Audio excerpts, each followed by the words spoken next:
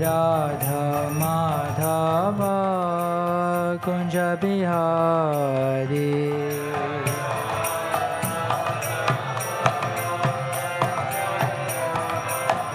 Jaya Radha Madhava Kunja Bihari.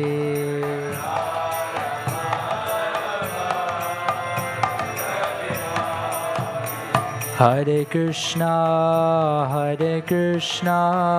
Krishna Krishna, Hare Hare, Hare Rama, Rama Rama, Hare Hare, Hare Krishna.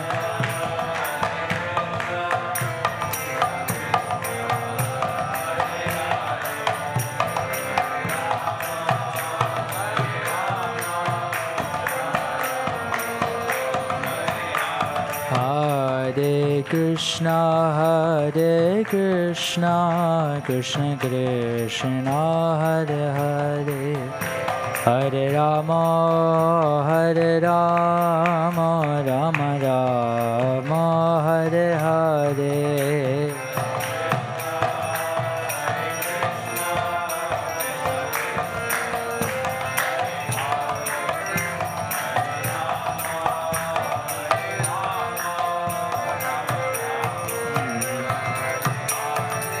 Hare Krishna, Krishna Krishna, Hare Hare, Hare Rama, Rama Rama, Hare Hare.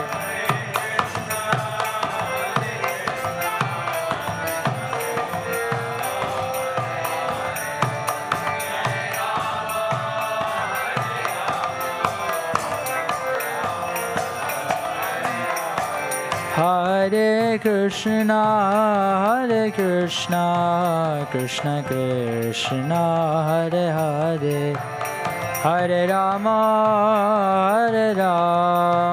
Rama Rama, Hare Hare.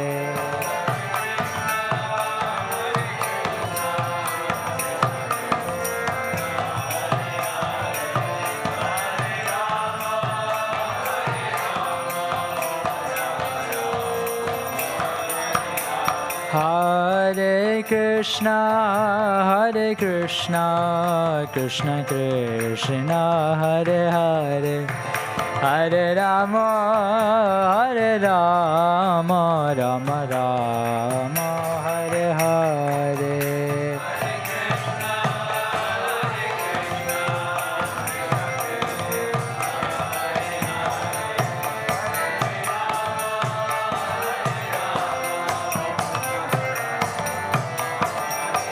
Jaya Prabhupada, Jaya Prabhupada.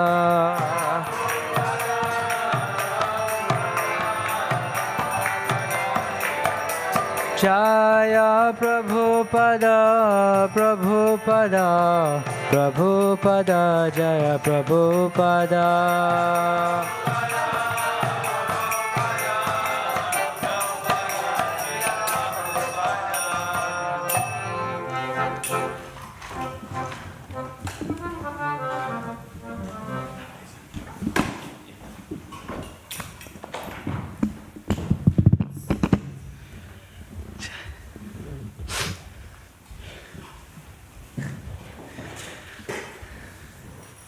Hare Krishna. My profuse apologies, there was tremendous traffic. There's a roadblock on the way here, so I'm just terribly sorry for being late. My sincere apologies. Sorry to keep you all waiting.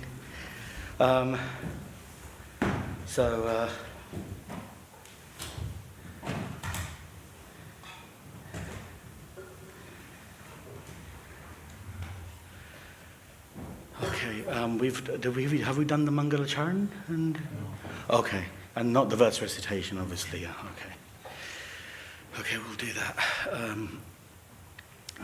Okay, so we are reading today from Canto 3, Bhagavatam Canto 3, Chapter 7, verse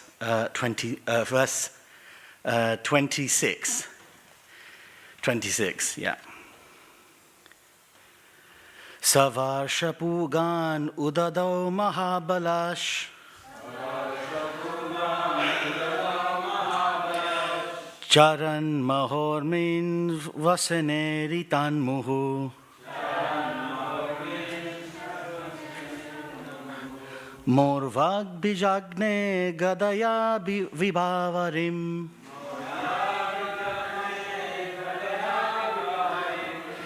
Ase divam stata purim prachetasa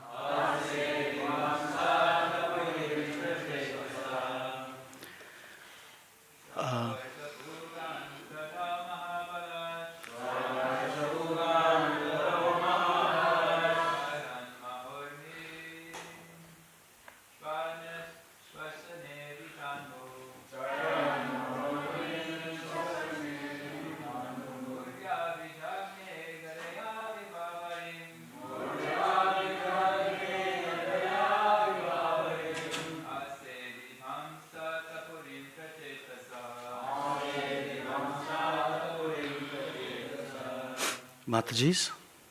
Sorry, just for time's sake.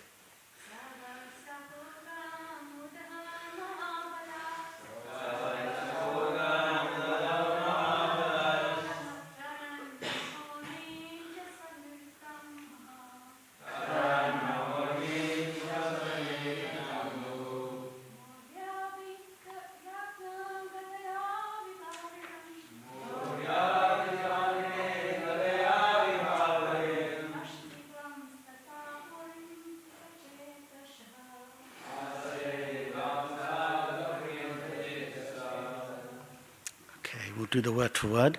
Saha, he. Varshapugan, for many years.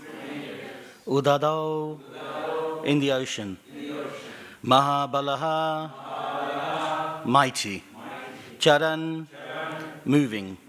Maha Urmin, gigantic waves.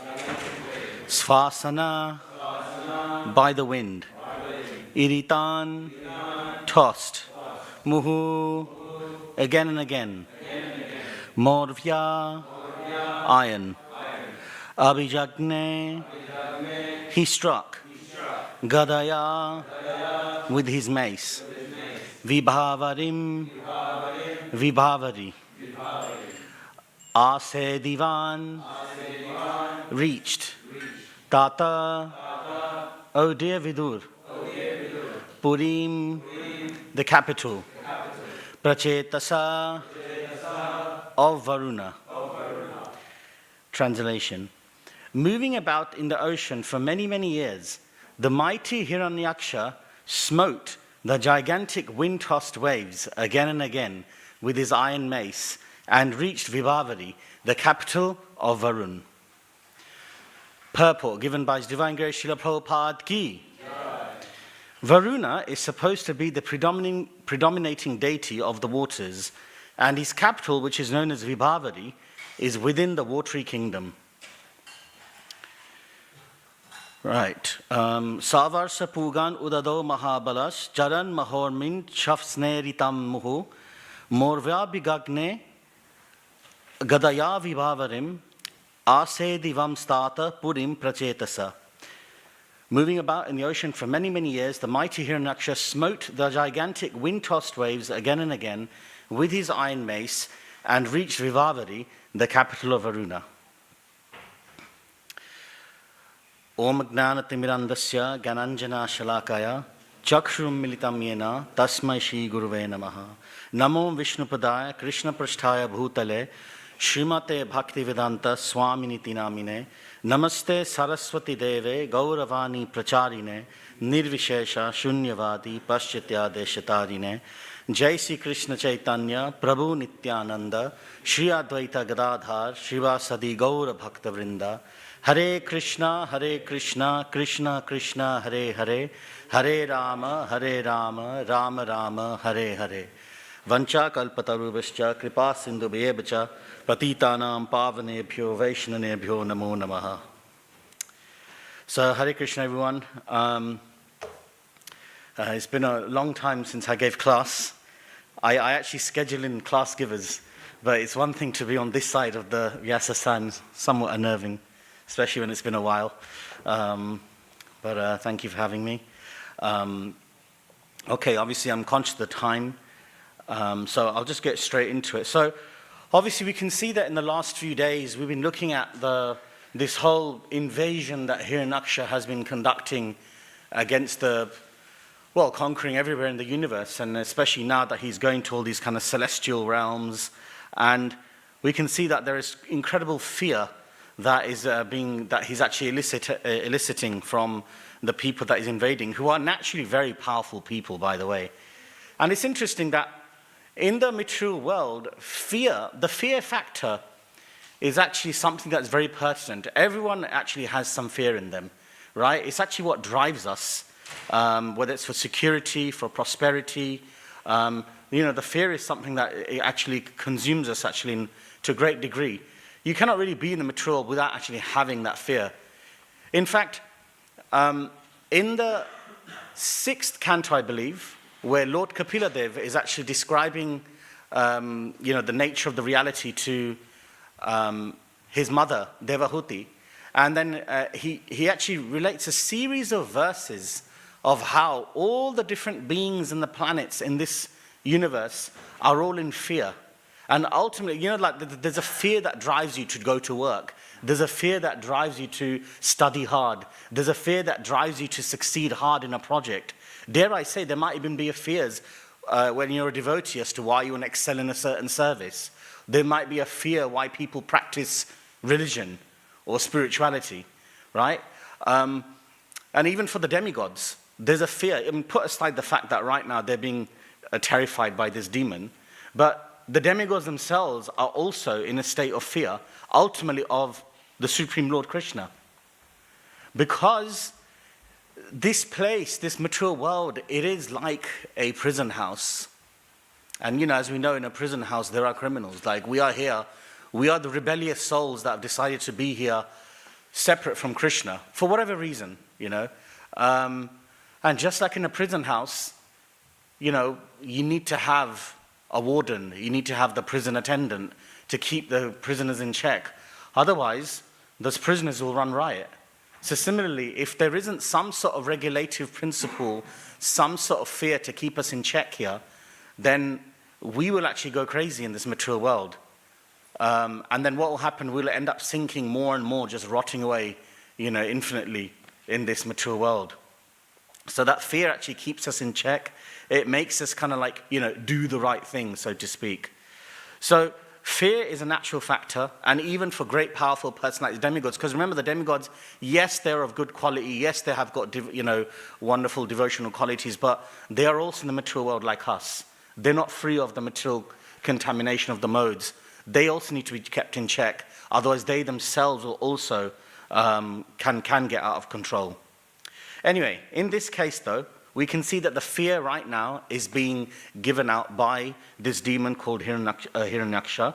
And obviously I know the last few days, the classes, wonderful classes that have been given have talked a lot about this, about the fact that Hiranyaksha, he's done a lot of austerities through which he's got different kinds of strength. The manobala, the strength of the mind, the dehabala, the strength of the body, plus his bara, the strength of the boons that he's accumulated. This is from Maharaj Bhakti Shraya Maharaj's class that he gave 2 days ago. And then yesterday, of course, Bhajagovinda mentioned how when you do such austerities and inherit such incredible boons, then what happens is you end up actually developing incredible potency, Shakti, where you can just walk into a room and people just naturally know what kind of power you've got. You don't need to say anything to prove how powerful you are, right? We can sometimes see that in our material world, right? When some really powerful personality comes into a room, and it could be on a material level, some really powerful celebrity or some really great leader. When they come into a room, even if you don't know who they are, you know that, okay, this person's got a gravity about them, right? Of course, in spiritual life, same thing applies. I'm sure that some of you may have experienced when a really powerful spiritual leader comes into a room and they have a different energy about them. You know, it's generally with spiritual personalities, the power is not necessarily intimidating. It's actually quite attractive. Sometimes, you know, when you sit next to like a great spiritual person, it's just nice sitting next to them. They have a nice kind of like a, you know, beautiful calming influence around you where your worries go. You just like to be near them. You know, there's something about the aura. So that all comes from the tapasya that they do. And the non-verbal communication, they say, isn't it, right? Most of the communication that we give off is actually non-verbal. It's only the external layer which is actually verbal. So, there was one time, you know, when Indra, he was actually ruling, you know, up in Swargaloka, and you know, this Asura came. This is from the Puranas. The Asura came, and then everyone looked at the Asura, this Asura, and they all got attracted to him. And as soon as the Asura came to the courtroom, Indra was getting more and more weaker. He was feeling, what's going on? Why is everyone looking at him? It's in my court, in my kingdom, and they're all looking at him and not at me. Why is this happening? And then what happened is that he was getting more weaker, and he actually got off his throne and walked out of the court, out of his kingdom. And all the other demigods that were assembled there, they said, that, stop, what are you doing? Why is that king walking away? He says, deserting us. And later on, he went into hiding, and he actually prayed, like, what do I do? What happened to me? Like, I just became weak, and I became like, you know, fearful, and this person just came in, and just by his aura, I felt like petrified. And so, I think it was Narad Muni, or generally it's Narad Muni, isn't it? Narad Muni, or even possibly Krishna himself, recommended him, why don't you go and find out from that person, what did he do to come in and usurp your kingdom? So he went to that Asura, who by now had taken over the kingdom, and was basically tell the demigods that, don't worry, I will rule your kingdom now. And Indra then came, disguised as a young Brahmin boy, came to the court of his own kingdom, and said to the Asura king that, you know, I see you and your greatness, and I want to learn from you. I want to learn all the nature of reality and how do I succeed in life. Initially, the Asura king was like, look, I don't have time for this. But then he started glorifying him more. And so the Asura king said, okay, fine, I will accept you. So that Brahman boy, who's of course Indra in disguise, then started to take tuition from this Asura king. And he actually said to him that, what's the first thing that you do to become so strong and powerful and successful? And he said that I have no vanity in front of my guru. I listen to my guru completely, my guru Shukracharya. And whatever he says, I don't disobey. I just completely accept. Even if it hurts my ego, I follow him. And then Indra said, even if you feel that you don't agree with it, or if you feel that it doesn't go against, it goes against your sense of dignity and things like that. And he goes, yeah, because when you're in front of a guru, you should get rid of all ego and pride. And Indra is thinking to himself that, you know what? I have to say, when I'm following my own guru Brihaspati, I don't always do that. I don't always follow him so nicely. But this Asura king is following his guru Shukracharya so nicely. And then he said that, then the demon king said, and then on top of that, I develop spotless conduct. I make sure that how do I conduct myself with others and myself. And through that, I develop virtue and righteousness. And through that, I also learn to actually live the truth, be the truth, and speak the truth, which then enables me to do good deeds. And through the power of those good deeds, I get my power, I get my prosperity. So then this demon king taught this little, young Brahman boy, Indra in disguise, for many years. And then it came to the time when, okay, now he can let go, now he's learned his lessons, and he's learned everything he needs to do to go and succeed in life. And so then the Brahman boy said, thank you so much for everything you've taught me. I'll now go and stuff. And then the Asura king said, you've been such a great student. You've been diligently serving me. You've been so obedient. Ask for any boon from me. I rule the whole heavens, all the heavenly worlds. Ask for me what you want. And so then the Brahman man, because he's got all the wealth and the power. So the Asura's king's thinking that, okay, he's going to ask for this much gold or whatever it is. The Brahman boy said, all I ask is let your spotless conduct be mine. So the Asura king's like, this is strange. What kind of weird, request is this to make? And so the Asura king said, okay, fine. My spotless conduct is yours now. And then the Brahmin boy went. And as soon as he gave this kind of like gift to this Brahmin boy, the Asura king sat down and he started feeling weak. And he thought to himself, you know what, something's wrong. Yes, I gave this gift to this boy, but I don't feel right. There's something wrong. What's happening? And at that point, a personification, a personality came out of his body. Like, like an ethereal person that came out of his body, looked at him and was floating away. And then he looked at this ethereal person that came out of his body and said, stop, where are you going? Who are you? And he goes, I am your spotless conduct. You gifted me away to this Brahman boy, so therefore I'm going to him now. And then this Asura king was like, okay, well, tell me one thing. Who is this Brahman boy? He's not an ordinary boy. And as that Brahman boy is no other than Indra, the one whose kingdom you'd usurped. And then as he's sitting there, he's feeling weaker and weaker, right? His Shakti's going. And then another ethereal personality comes out of his body. And he goes, who are you? And he goes, I am righteousness. Wherever spotless conduct goes, I as righteousness, I follow. And then as righteousness goes, then the next personality comes, another personality comes out of his body.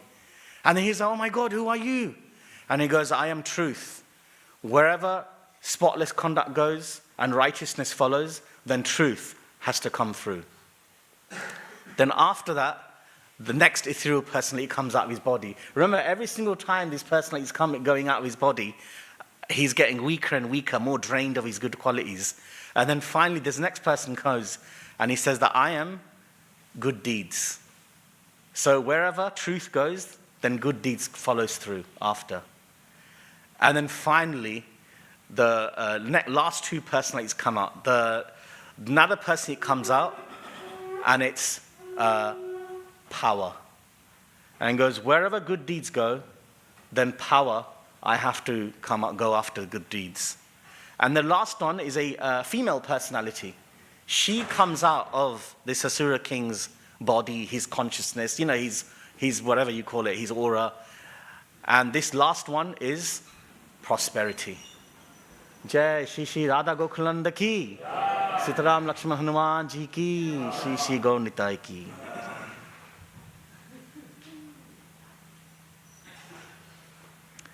So, and then the last one says that I am prosperity. Wherever power goes, then I, prosperity, I follow. And like this, all those good qualities came out of this Asura king. And then what happens, Indra is walking back into his courtroom in, Indraloka, Swargaloka, and all these ethereal personalities are then coming into him, one after another. And he's like, regained his kind of like power, his glory, and, rules afterwards. So it's interesting, actually, that from this we can see that there is we talk about demons and demigods, but the similar principles of being righteous and following properly, it applies to both, actually. In fact, the line between demons and demigods, or you could say demons and non-demonic nature, on one hand, they are quite stark. When you look at the Bhagavad Gita, there is a clear distinction between what are demonic qualities and divine qualities. But when it comes to how they manifest in people, the line becomes quite hazy, actually. We're not living in the olden ages, in the previous yugas, where demons and demigods were in previous parts of the universe. We're living in Kali Yuga, where these things, they actually are kind of like mixed in within all of us, actually. And dare I say, and I say this with respect, but sometimes, these demigods, when you look at some of the behavior, it's not that different sometimes from how the demons behave. We look at, for example, examples of demons and how they behaved badly, like Ravana, who violated the Apsara Ramba, right, illicitly. But then, again, with all respect, but Indra did a similar thing, did he not? With Tara, the wife of Brihaspati, or Ahalya. I think she was the wife of Gautam Rishi or someone. Anyway, one of those personalities. He did similar things. We look at how demons often, what they do, like Ravana, like Hiranyakashipu, which will I'm sure will come to soon enough, they're very well read, they're very educated, but they'll misinterpret the scriptures and give their own spin on it. But then look at Indra. He did a similar thing. When he was getting jealous that Prithu Maharaj is going to do his 100th Ashwamedha sacrifice, he chased after him to stop doing it because he was the only one who had that distinction of having 100 Ashwamedha sacrifices. So what did he do? He presented himself as a sannyasi to mislead the world, detract people's attention away, and gave Mayavadi philosophy. Right? And I think a lot of the Mayavad philosophy they say is actually coming when Indra introduced it into the world. Right? Why? For his own, to protect his own glory and greatness. So, point being that there is a lot of haziness between how demons and demigods behave. Okay? So, we talk about asuras. What is the meaning of the word asura? So, I looked at the English definition of demonic. So demonic means like a possessed, wild, manic behavior that consumes someone. Like if someone's got demoniac tendencies, it means that they're possessed with something that is crazy and manic, right? Which is interesting. It's something that is not natural to us because ultimately, naturally, the soul is divine, right? The soul is actually connected with Krishna. On a practical level, though, our own scriptures, especially in the Upanishads, in the Ganga Upanishads, it actually gives a literal definition of what asura means. So I'll read it. It is, Asusu indriyeshu ramante iti asuraha. Right? Asusu indriyeshu ramante iti asuraha. Which means that those who revel in the joy of the senses are called asuras. I would say that's quite a broad definition, actually. That means that, okay, think about it. Those who revel in the joy of the senses. It's similar to, when Mahaprabhu says, Atmendriya priti vanche tare boli kam, Krishnandriya priti ichya dhare premenam. The desire to enjoy one's own senses is called lust, but the desire to satisfy Krishna's senses is called prema, love, right? So basically, if you look at these definitions, so an asura is essentially someone who's trying to enjoy themselves separately from Krishna. Now, if you look at our own selves and how we live our lives, whether we're devotees or non-devotees, we could probably even, dare I say, that we might have also asuric tendencies within ourselves. Because you see, when these Bhagavatam, these Leelas are being presented to us, of course, yes, it might have been done, this pastime is taking place in a completely different time, in a completely different place. I mean, this is obviously not on even planet Earth, right? Right now, Hiranyaksha is barging into Vibhavari, which is a celestial aquatic realm where Varuna is presiding. But actually, if you look at these Leelas, they're for us, and they're actually about us. The Bhagavatam is talking about the human condition. So all these tendencies that you see here, whether it's in Hiranyakashipu, or whether it's the Indra, the fallibilities of the human condition, they all actually apply to us. So,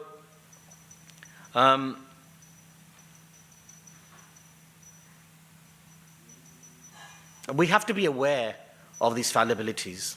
We have to be also aware of the subtleties through which they can creep into us, like demonic tendencies or asuric tendencies.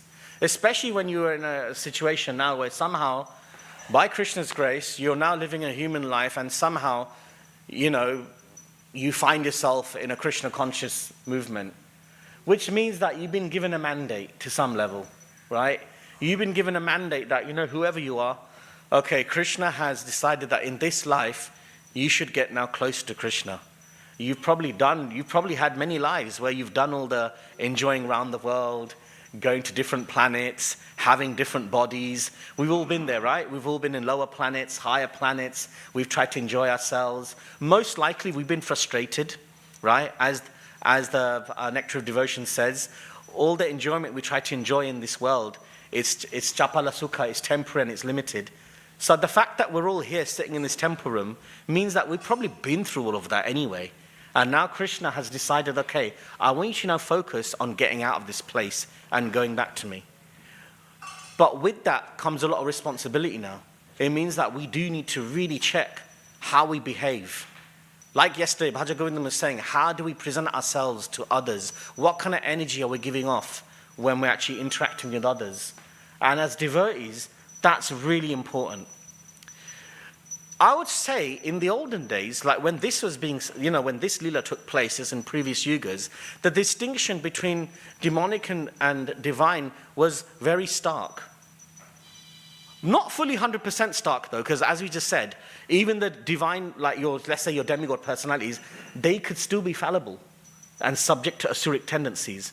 For us lot, it's especially so because we're in Kali Yuga, right? It can manifest through our practice, even of our sadhana, or even of our service, and how we interact with devotees, how we, oversee the movement for Srila Prabhupada. Prabhupada once said, actually, you know what? It's quite a tough statement. He said that demons of Kali Yuga in the future, they'll be wearing kantimala and have tilak. It's like, wow, okay. That means like we have to be really vigilant. It's not just about wearing a dhoti kurta and looking like a devotee, We have to be very much steeped in the tattva. As Krishnadas Kaviraj Goswami says, Siddhanta bolyachite nakara alash. Iyahaite Krishna lage shudridi vanash. Siddhanta bolyachite nakara alash. Alash means lazy. Don't be lazy in understanding the Siddhanta, the knowledge and understanding of what the scriptures are giving us, right? Iyahaite Krishna lage shudridi vanash. Shuddhati manas, you have to strengthen the manas, the mind. Then you can actually spot when these negative tendencies creep in on a individual level, in our own consciousness and how we conduct ourselves, even at the guise of being devotees. And also, for a lot of you, as you progress in your Krishna consciousness, you'll probably get more responsibilities and more, more responsibility, possibly more power in the movement. You have to also be conscious of that it doesn't creep into the movement collectively as well. All these things can happen. They have happened in the past. I've noticed spiritual societies tend to be rife with these negative tendencies creeping in. I think the more you go into spirituality, the more it becomes a razor sharp wire of staying on track. And the more high you go, the more that wire gets thinner. But at the same time, the nectar also increases as well. So we have to be careful of that. Recently I was looking at this book. It's a really beautiful book by this writer called C.S. Lewis. He's a very spiritual person, actually. He's a Christian writer. Some of you might know him. He wrote Lion, the Witch and the Wardrobe. That famous children's book. But he's written a lot of deep stuff. Anyway, he wrote this book called The Screwtape Letters, right? I don't know if anyone's heard of them, The Screwtape Letters. But it's basically a conversation between Mr. Screwtape, who's a senior demon, and his nephew called Mr. Wormwood, who's like a junior demon.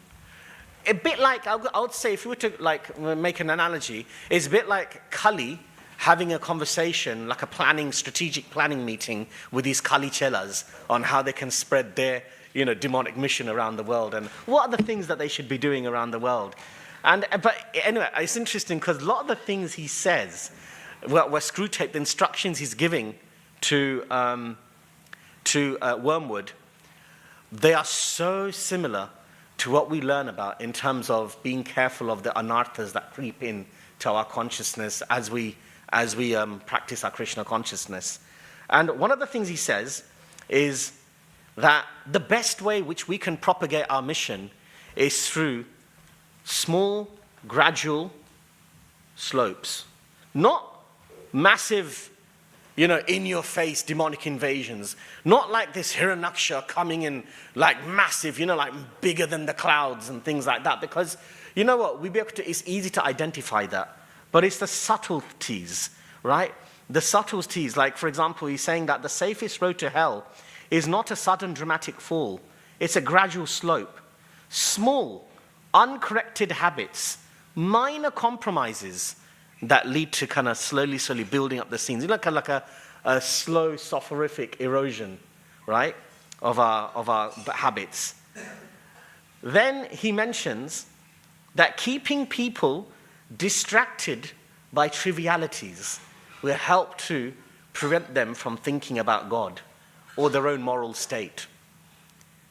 The longer you are in Krishna consciousness, and like I said, I'm not preaching to you guys. I am guilty of all this myself. In fact, the longer I am in Krishna consciousness, I realize how these things creep in. But you know that whole notion of where you start looking at the things around you, oh, this needs to be corrected, this needs to be corrected, this needs to be reformed. But then what did Bhaktisanta Saraswati Thakur said? The world does not need reformation. The world is going, you know the famous article he put in the Harmonist, or you know one of those old the devotional newspapers like Sajanitoshani or Harmonist, where he says the world does not need reforming. The world will go according to its own rhythm. The person who needs reforming is yourself. We always want to look at others, isn't it? Like, oh yeah, this person or that devotee, or this is not being done properly. Again, these are things that distract us from like the what we're actually meant to be looking, which is reforming ourselves. Another thing as well is the incapacity to live in the present. So often what will happen is demons will try to pull the human focus either to the future, keep thinking about the future, mode of passion, right? Thinking about the future, having ambitions for the future, building grand dreams for the future, or being fearful of the future. I mean, right now, if you look at the world around us, if you just go to social media, you go to like the news, anything, it's always fear-based, right? Isn't it? Fear, fear, fear. This is happening, that's happening, this war's going to break out, that stuff is going on, financial crisis, economic crisis, we're going for a fall. All those things are there, right? Or what they'll do is they'll make you go back to a resentful past. Meaning that you start dwelling on the negativities of the past. This person did this to me. My parents, they did this to me when I was growing up, which is why I've got these issues now in my life. That person who said that to me at work, or that whatever it is, my brother said this to me, my friends did this to me, I got bullied, or I got abused, and I got oppressed, and my people got persecuted back in the day. These things, they consume us, and so they prevent us from actually focusing. As devotees, let's be honest, these things do afflict us. Future, past, we got obsessed with these things, right? And then, of course, the final one is the irritation of the mundane, right?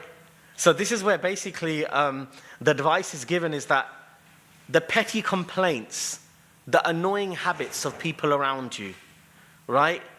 They take away your patience, they take away your big-heartedness, and all of these things, they actually help to take you away from Krishna consciousness. So when we talk about asuric tendencies, it's not just the big things that we need to worry about. If anything, it's the little things as we progress in our spiritual life that will actually get us. I think we're all pretty good at spotting the big things now, the big demonic forces at work. But it's the little things that are lurking in our own consciousness, our own minds, are the things that are going to actually get us in the end. Anyway, I did have some more things to talk about, but I'm conscious of the time, so I'm going to pause here. Hopefully that gives us some food for thought. Is there any questions, comments, or queries? Anyone? I'll mention one thing. Theologian's Tale by Rudyard Kipling. Okay. Wonderful example of service coming first. Okay, so Prabhuji, just because the microphone is not there, Prabhuji is mentioning about a book called Theologian's Tale by Rudyard Kipling. Yeah. It's a narration. Thank you. Thank you, Prabhu. Prabhuji, you had a question? Thank you so much, Prabhu, for such a wonderful class. My question was, when we find those anarthas, whether they're big or small, what actionable steps can we do to take care of them? Is one thing acknowledging, but how do we overcome them?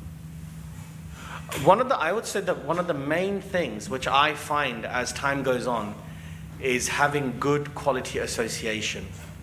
When people generally join the movement, what happens, it's fresh, it's new. A lot of these, okay, again, this is my personal experience and what I've seen amongst peers. When you join the movement, these little niggles don't come in creeping in just yet. Because you're a new bhakta, you're fresh, everything's like beautiful, it's a new paradigm that you're coming exposed to. And so generally there is a certain innocence about a new person coming to KC, right? They practice, They do things. There might be some habits from previous, but if they're sincere, they tend to fall off. The clincher is actually when you stay longer in the movement, then what happens, the deep-seated anarthas, they start to come and they start manifesting in little things there. Meanwhile, what's happening with your association is as you get into the movement, your association will start to expand a lot. Initially, it will be like a community, right? Krishna consciousness, you come in, you start making lots of friends, and you start going to party, like Krishna conscious parties and houses and functions and festivals, and it is basically like a wonderful social community, and it's like beautiful and stuff. Some people can get stuck on that platform. There's a risk though that you get stuck on the social level and you won't go deeper. Generally, what I find with a lot of people, when they progress further, the social circle expands, then it starts to retract, where you start to find your swajati. Mahaprabhu talks about this, your like-minded, sincere spiritual seekers who you can connect with, who are sincere and also of a similar nature to you.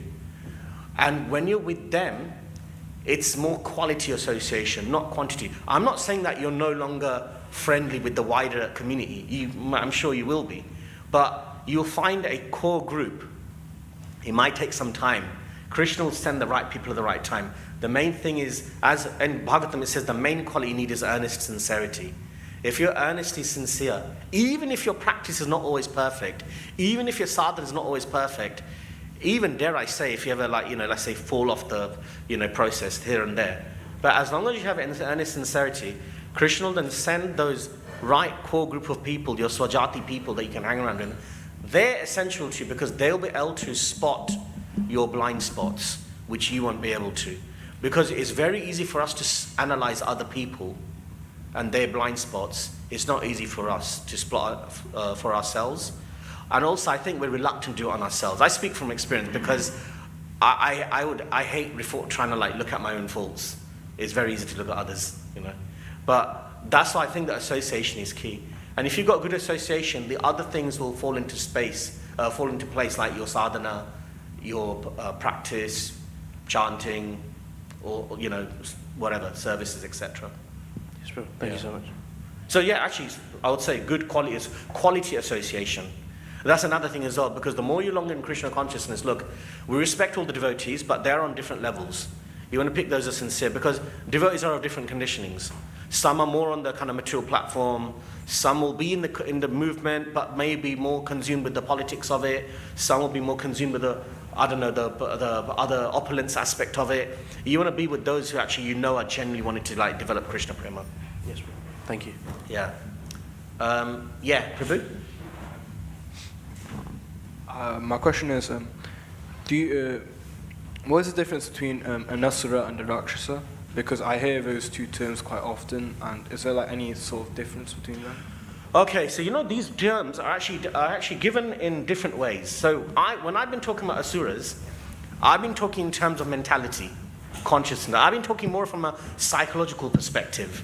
However, according to the Bhagavatam, asura as a term can also refer to a breed of people, like a actual breed of people.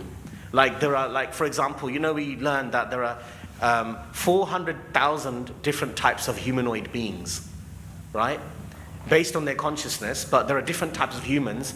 It's based on what kind of mode combination they've got. If you're someone who's exceptionally sattvic and things like that, then you're very saintly, etc., etc. And then, for example, there are heavenly beings like Gandharvas who are very talented, musical and dance and arts. I would think they're kind of sattvic and probably some passion as well, and they're very beautiful and they like to enjoy themselves, but they're devotees, right? Similarly, there are actually groups of people called asuras and rakshasas who are more in the kind of the you could say the lower grade of humanoid beings. Lower grade in terms of their connection to the Lord, right? So asuras are demonic beings who, they're really powerful, they're extremely intelligent. So are rakshasas. Rakshasas are also another kind of lower grade beings. When I say lower grade, I'm talking in terms of spirituality, not in terms of material power, Both Rakshasas and Asuras are more powerful than us, right? Rakshasas tend to be more grosser than Asuras. Asuras tend to be more sophisticated. Asuras tend to be a bit more advanced than Rakshasas, but they both have mystical powers. But Asuras are even, I would say, better at running empires. Like if you look at a lot of the galactic empire invasions that have taken place in the scriptures, they've been conducted by Asuras, not so much Rakshasas. Rakshasas are good at mystical powers on a more kind of like localized level. Rakshasas tend to be more in Tamagun, Asuras tend to be more in Rajagun, right? So there is a somewhat difference between them. I'm sure there might be some interbreeding going on between them as well, like we have in the case of the scriptures, where personalities were like mixed breed of earthly humans with Asura or Rakshasa. For example, Mahabharata, you've got Bhima's son Ghatotkacha, right? He's a mixed breed because his father is, well, actually, when you talk about Bhima, technically he's half demigod, half human. So he's actually, Ghatotkacha is basically quarter human, quarter demigod, half Rakshasa, because his mother's Hidimba, who is a Rakshasi, right? So the point is that Rakshasas and Asuras are different types of beings living in different regions of the universe. They're both powerful, more powerful than us, but Rakshasas are a bit more grosser and more in Tamagun than Asuras. Does it make sense? Yeah. Maybe Mataji? I heard that Rakshasas also eat human flesh. Yes, that's true. I've also heard that as well. Rakshasas eat human flesh. They've got different gifts. They have, I mean, look, we tend to, I think a lot of people, they might imagine Rakshasas to be like these kind of monsters, and I mean, they are monstrous, but they're also incredibly powerful, intelligent, more than us, you know? You said they're vampires as well. I don't wanna, unless I know for sure where a vampiric-like creature would fit into those categories, because that's using a Western terminology, I'm not sure where it would fit in, but it possibly could be. But yeah, Rakshasas, they are known for eating meat. In fact, we see that from the Mahabharata. Like, for example, Hidimba's sister, Hidimba's brother, Bakasur, he wanted to eat humans. There are examples of that, yeah. They can shapeshift, they can change their form, they can also, put illusions over you and things like that. They can do all sorts of things. It's like, like black magic type stuff, but on a very, very high level. Whereas Asuras, they can also do that, but they can do a lot more other stuff. They can literally create massive empires and create incredible technological innovations and things. Sometimes even more than what demigods can do. Very powerful beings, yeah. Okay, now I'm conscious it's almost 1:45, so I think for today let's adjourn, and then I'm sure we can talk about this more as well as time goes on. Thank you very much. Grantraj Śrīmad-Bhāgavatam ki. Jai.